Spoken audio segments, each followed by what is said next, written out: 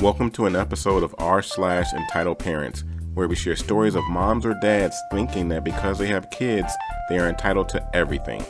Kick back and enjoy these several stories we're about to share with you, and at the end, make sure to like, comment, and subscribe. Now, on to the stories. And this story is posted by U/C-Guarantee3. EM tries to get me fired from a place I don't work. This is a kind of old story, but I still think about it from time to time. I was about 17 at the time, and a friend of mine, Mark, was helping to cater some renewal of vows thing. For whatever reason, the catering service just could not find people to work this. Mark was worried that he was going to have to do it on his own. He was only 16 at the time and had just started working this really stressful job. Well, Mark and my sister, Janice, were best friends, so Mark hit her up and asked if we would be willing to help him out. Neither of us had any idea what we were doing, but he seemed stressed, so we agreed. We showed up wearing nice enough clothing and got a fast rundown of how it was going to work. It seemed simple enough, but we realized pretty quickly that there was tension in the air. The little hour-long gig that they had hired for was not little at all. There were way more people than the caterers had been notified of, and there was not enough food. Not only that, but the caterers had only been hired to prepare the food and switch it out whenever the buffet dishes were getting empty. The caterers were not aware that they would be responsible for collecting and cleaning all of the dishes when they were done. Part of the reason Mark asked my sister and I to help was because he wanted to make the night easy. Now, we were barely able to keep up. Janice was giving out wine, Mark was switching out food trays, and I got the unfortunate job of collecting all of the dishes. Because Mark and Janice were pretty busy with guests, I wound up dealing with the angry guests. One of these was an entitled mom that made it her mission to ruin my night. My memory is pretty fuzzy here, but it went a little something like this. EM, excuse me, there's no mac and cheese left for my boys. Me, they might have run out. EM, what? How can that be? Who the heck takes all the mac and cheese before kids get any? Don't you have more? Me, no, afraid not. EM, then make more. Now, I didn't technically work for this catering company, but I did know that they made most everything from scratch. The mac and cheese wasn't just a few boxes of Kraft tossed in a pot. I didn't want to make the bride and groom look bad by saying that they didn't order enough food, so I kind of just shrugged and said, me, it's not that simple. Sorry. I started walking away with my big cart of dirty dishes. I was trying to clear off all of the dinner plates before dessert was served, but the EM grabbed the front of my cart to stop me. EM, where's your boss? I've had it with your unprofessional behavior. Most people who know me know I have a very short fuse. I normally try to stay out of conflict because of it. Me, ma'am, I'm volunteering my time to help the catering company with this gig. You can try to get me in trouble or whatever, but it doesn't really matter to me. She did one of those pearl-clutching, offended-style gasps, and I, again, tried to move my cart past her. Well, since she couldn't stop me, she decided to try and push my cart over. You know, the one filled with several porcelain and glass dishes. I don't know how, but by the grace of God, I was able to jump around the cart and grab the falling side. A few dishes slipped past me and broke on the ground, but ultimately I had saved the majority. My heart was pounding in my ears, but this entitled mom just kept yelling about how her sweet son was going to starve because we didn't have any effing mac and cheese. I was mortified when I looked around and saw how much attention we had drawn. Eventually, the bride made her way over and instead of listening to what I had to say, berated me further. Apparently, entitled mom was her sister. Mark and Janice weren't having much luck keeping the peace either, and after the bride was finished yelling, Mark pulled me aside and informed me that we had been catering this event for 3 hours, which was way longer than we had been hired for. He decided to call his boss, who was pissed, and told us to get the heck out of there. We dropped everything and decided to leave at that point. The bride chased us down and threatened to withhold payment, but Mark pretty much told her to pound sand. In the end, the catering company got their money from a mortified groom, and my sister and I were both given $20 for our patience. Last I heard, the bride and groom had gotten a divorce. Good for him. And this story is posted by u/Gabriel as my patroness. EM and EK try to take a chocolate shake for which I paid. Cast. Neighbor is R. Me is me. Entitled mom is EM. Entitled kid is EK. Convenience store clerk is C. Cashier C2. My neighbor, R, and his wife had a big birthday party today for their 5-year-old daughter. He even went and got a huge blow-up water slide for the kids. When he went with his wife and daughters to return the slide to the person they rented it from, their car broke down. I got a message from them asking if I could pick them up since I drive an SUV and could accommodate all of them, including 2 car seats. I said sure, no problem, and headed out. On the way home, I asked them if they needed to stop anywhere to pick up anything. I needed cigs, so I told them it wouldn't be an issue if they needed me to stop off somewhere. R said he needed cigs too. I stopped at the local convenience store. When we were getting out, the oldest daughter asked if she could get a milkshake. Her mom told her no, they didn't have the extra money for that right now, what with having to pay to have their car towed home. When we got inside, I asked R what kind of milkshakes his girls liked, that I was going to get them as a treat for being good after having to deal with the car breaking down and all. He said I didn't have to do that. I told him it wasn't a big deal, it was just a milkshake, and I wanted to do it. We walked over to the order screen and he ordered 2 chocolate shakes, one with whipped cream, one without. I got my order slips and headed to the cashier.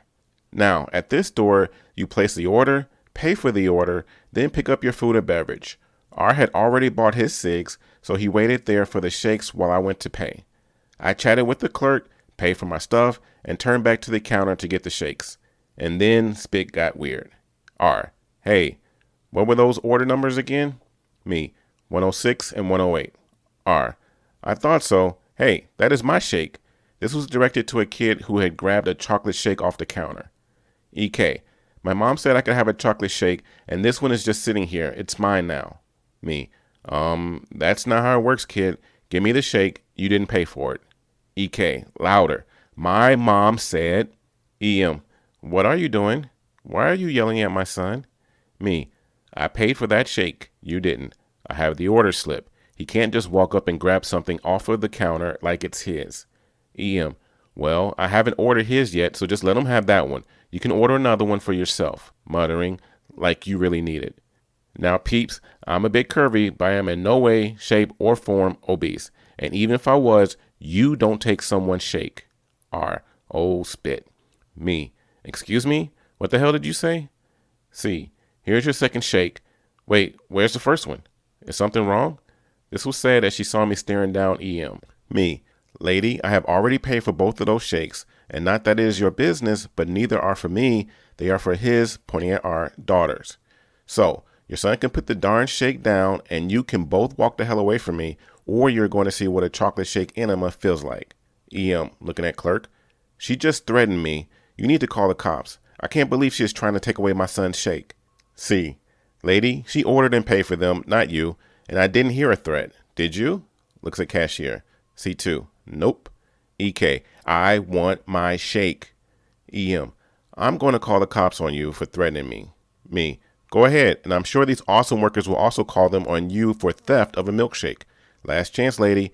Either your kid puts the shake back on the counter or you will be leaking chocolate syrup out of your butt for days. EM grabs the shake from her son, slams it on the counter so hard it exploded all over the clerk and the counter. When she realized what she had done, she grabbed her son's arm and yanked him out the door, running for her car. The poor clerk was covered in chocolate shake.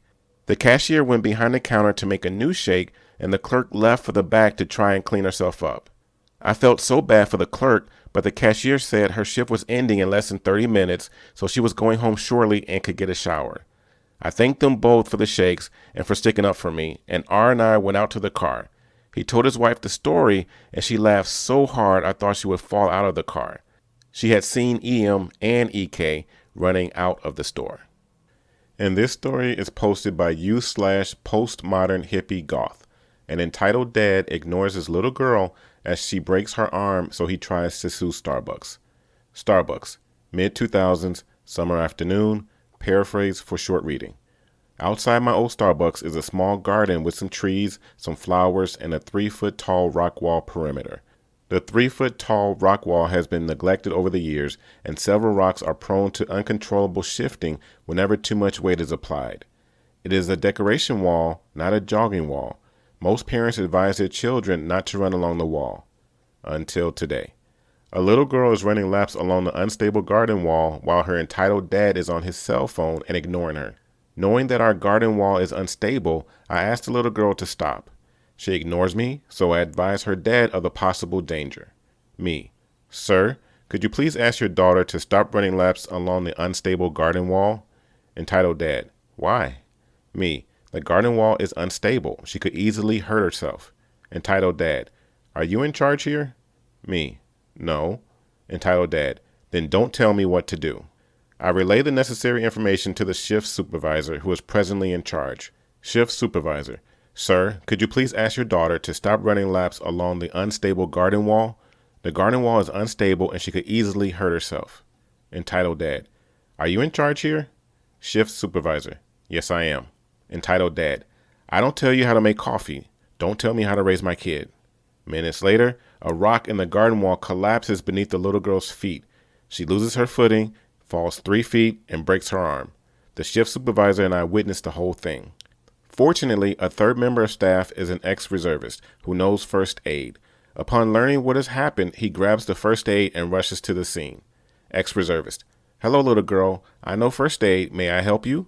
The little girl nods her head, crying too hard to speak. While the ex-reservist is applying ice and a splint to the little girl's arm, her entitled dad ignores them both, choosing instead to yell at the shift supervisor.